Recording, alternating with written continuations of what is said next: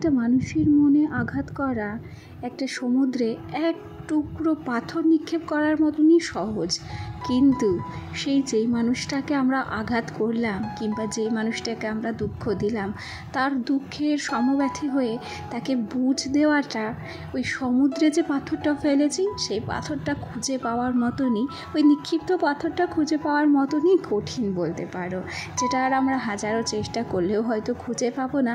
ঠিক তেমনই যাকে আমরা বুঝে হোক না বুঝে হোক আঘাত দিয়েছি, সেই আঘাতের ক্ষতটাও হয়তো খুব সহজে পূরণ করতে পারি না, তাই না? যাই হোক, দেখো আমরা অনেক কিছুই বুঝি, আবার কিছু ক্ষেত্রে কি হয় বলো তো, বুঝেও কিছু করার থাকে না। যাই হোক, অনেক গল্প অনেক কথা হবে তোমাদের সঙ্গে, তার আগে চলো নিজের পরিচয়টা দিয়ে নিই।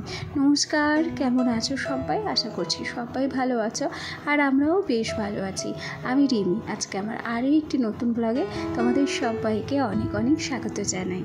আজকের ব্লগটা শুরু করেছি আমি একদম সকাল থেকে, যদিও বা আমি প্রত্যেকদিন সকাল থেকেই কিন্তু ব্লগ শুরু করি। আমগুলো দেখেছো আমার ঘরের সামনে কি সুন্দর ঝুলছে, একদম থোকা থোকা আম। তবে আর কিছুদিন পরে এগুলো পেকে যাবে, আর তখনই পড়তে শুরু করবে।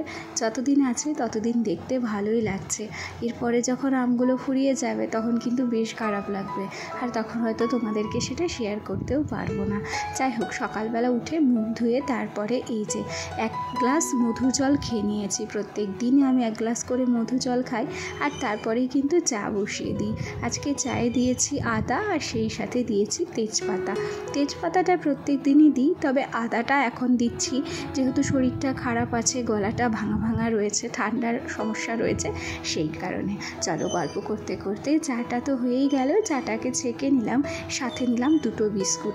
জানো তো, এবারে যে সুগার ফ্রি বিস্কুটগুলো এনেছিলাম, দোকানদার কাকা এত বাজে সুগার ফ্রি বিস্কুট দিয়েছে, আমার তো একদম খেতে ইচ্ছে করে না, কিন্তু না খেয়েই বা উপায় কী বলো, এই বিস্কুটগুলো তার ফেলে দিতে পারি না। আর আমার বাড়িতে কিংবা আমার সংসারে আর কোনো সদস্য নেই বলতে পারো যারা এই বিস্কুটগুলো খেতে পছন্দ করে, নইলে তাদেরকেই দিয়ে দিতাম। দেখো, যেখানে আমি বিস্কুট ভালোবাসি, আমার ভালো লাগছে না, সেখানে অন্য কারোরও মনে হচ্ছে এই বিস্কুটের স্বাদটা ভালো লাগবে না। যাই হোক, আজকে সকালে একটু অল্প করে রান্না করছি। খুব ছোট্ট কাপের 1 কাপ চাল নিয়েছি, আর সেই সাথে হাফ কাপ নিয়েছি মুসুর ডাল। এখন আমি সেদ্ধ ভাতই রান্না করব, আলু সেদ্ধ আর ডাল সেদ্ধ একসাথে দিয়ে, আর তারপর দুপুরবেলা আলাদা করে রান্না হবে। আজকে সোনার স্কুল নেই তো সকালবেলা, ওই জন্য রান্নাবান্নার চাপ কমই বলতে পারো। ওই ভেবেছি দুপুরবেলায় একটু ভালো মন্দ রান্না করে নেব আর কি। এবার এদিকে চলে এলাম, গাছগুলোতে চাল ধোয়া ডাল ধোয়া জলগুলো দিয়ে দিচ্ছি। আমি প্রত্যেক দিন গাছের চাল ধোয়া জল দিই, জানো। দেখো কি পরিমাণ খরা পড়েছে, গাছের মাটিগুলো, গোড়ার মাটিগুলো আর কি চচ্চর করে ফেটে গেছে, দেখেছো? এদেরকে দুবেলা করে এখন অবশ্যই জল দিতে হবে।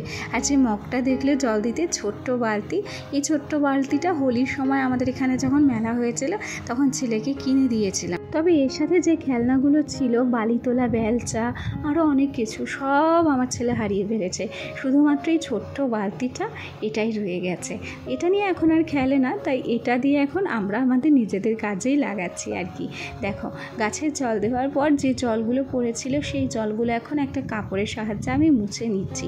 সত্যি কথা বলতে কি জানো তো, কোমরের জন্য এখন আমি এই সমস্ত কাজ করতেই পারি না, তাই আমি সাহস পেলাম না যে সিঁড়িটাকে একদম সুন্দর করে মুছে নিই।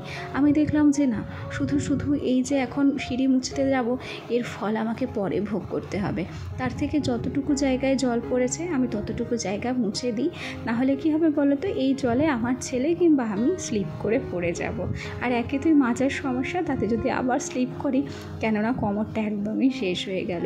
ভীষণ ভয় লাগে গো এখন। এমনিতেই তো একার সংসার, সমস্ত কিছু নিজেকে করে নিতে হয়, তার উপরে বর বাড়িতে থাকে না, তাই বিপদ আপদের ভয় থেকে সবসময় সাবধানতা অবলম্বন করে চলতে হয়, জানো।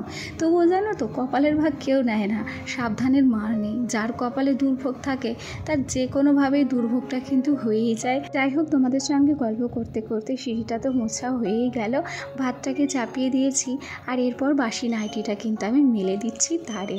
চলো, ভিডিওর এ পর্যায়ে এসে দুটো কমেন্ট পড়া যাক। নাজনীন ব্লগ থেকে নাজনীন আমাকে কমেন্ট করেছে, নাজনীন ভিডিওতে যে মিউজিকগুলো ব্যবহার করছে সেগুলোতে নাকি কপিরাইট আসছে, আর সে জিজ্ঞেস করছে যে আমি যে মিউজিকগুলো ব্যবহার করছি সেগুলোতে কি কপিরাইট আসছে না।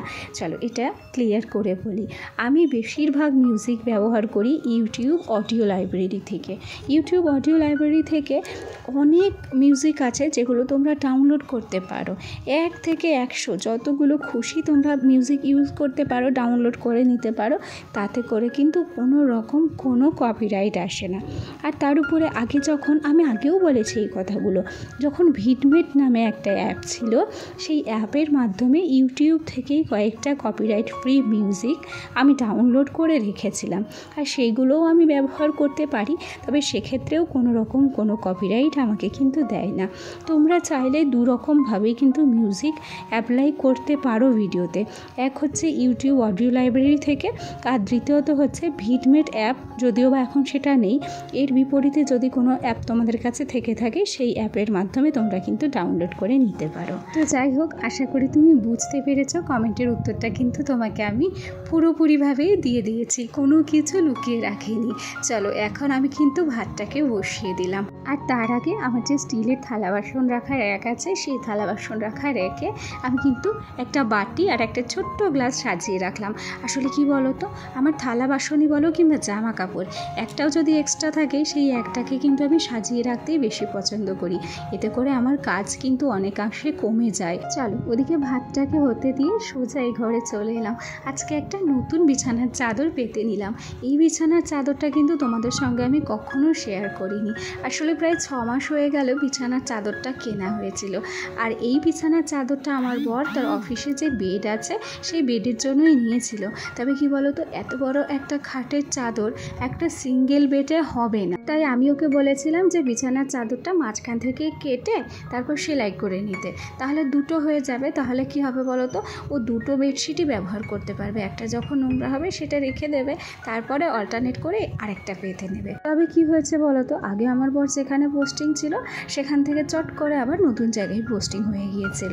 আর এদিক ওদিক করতে করতে না, ওর খেয়ালও ছিল না বিছানার চাদরটা ঘরে তোলাই ছিল, আলমারিতেই ভরা ছিল। তো দেখলাম যে প্রত্যেক দিন একটা দুটো একই রকম বিছানার চাদর পাতি, দূর, আজকে এই বিছানার চাদরটা বাড়ি করে ফেলি, কি হবে, এ তো ঘরেই তোলা রয়েছে। যথা ভাবনা তথাই কাজ। আমি কি করেছি, আলমারি থেকে বিছানার চাদরটা পেতে নিয়েছি। আর আজকে আমার বর আসবে বাড়িতে, জানো তো, ও আসলেই হয়তো বিছানার চাদরটা দেখে অবাক হয়ে যাবে। আমাকে জিজ্ঞাসা তো করবেই যে রিমি, এই বিছানার চাদরটা আমার না? আমি সেটাই কিন্তু মনে মনে ভাবছি, জানো, যে কখন আসবে আর কখন জিজ্ঞাসা করবে। যাই হোক, একটা ঘর সাজাতে সবসময় যে দামি জিনিসপত্র লাগে তা কিন্তু নয়। অল্প পয়সার কিছু জিনিসেও কিন্তু একটা ঘরকে সুন্দরভাবে সাজিয়ে রাখা যায়। সেখানে যে দামি ফার্নিচারই দরকার তাও কিন্তু নয়, তাই না? মাঝে মাঝে ঘরটাকে যদি একটু চেঞ্জ করা যায়, সেখানে কিছু ছোট্ট ছোট্ট পরিবর্তন করলেই কিন্তু ঘরটা নতুনের মতো হয়ে ওঠে। যেমন দেখো, অনেকদিন পর বিছানার চাদর চেঞ্জ করলে কিন্তু ঘরটা অনেকাংশে সুন্দর লাগে আর নতুনও লাগে দেখতে, তাই না বলো? আর সেই সাথে ঘরের যে কটা ফার্নিচারই থাকুক না কেন, সেগুলোও যদি একটু মুছে টুছে নতুনের মতো করা যায়, তাহলে তো কোনো কথাই থাকে না। কথাই বলতে পারো, রং বেরঙের বিছানার চাদর আর রং বেরঙের বালিশের কভার, এগুলোই কিন্তু একটা ঘরের সৌন্দর্য অনেকাংশে বৃদ্ধি করে। তো যাই হোক, চলো, আমার আজকের ভিডিওটি কেমন লাগলো কমেন্টে জানাতে ভুলো না। আজ আসি, টাটা সবাইকে।